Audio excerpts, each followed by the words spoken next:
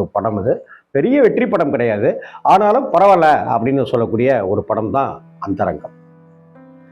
அதை அடுத்து அபூர்வ ராகங்கள், முக்கியமான படம் அபூர்வ ராகங்கள்.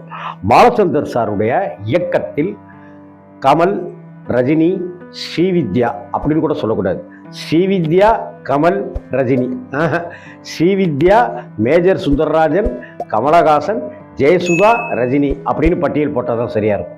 ஏன்னா இந்த அபூர்வ ராகங்களுடைய படத்தினுடைய மிகப்பெரிய வெற்றிக்கு காரணமே அப்படியே ஒரு கர்நாடக சங்கீத பாடகி மாதிரியே இருந்த எம்எல் வசந்தகுமாரி அவர்களுடைய ரத்தம் இல்லையா, அப்படித்தான் இருப்பாங்க. நடிகை ஸ்ரீவித்யா அப்படி ஒரு கேரக்டர், கமலஹாசன் அப்படி ஒரு கேரக்டர், மேஜர் சுந்தரராஜன் மிகச்சிறந்த நடிப்பை கொடுத்த படம் அது. அதே போல் ஜெயசுதா துருன்னு அவங்களும் ஒரு அட்டகாசமான நடிப்பை கொடுத்துருப்பாங்க. பாண்டியன் அப்படிங்கிற கதாபாத்திரத்தில் ரஜினிகாந்த் கேட் ஓப்பன் பண்ணி அப்படி நடித்தார் இல்லையா, முதல் படம்.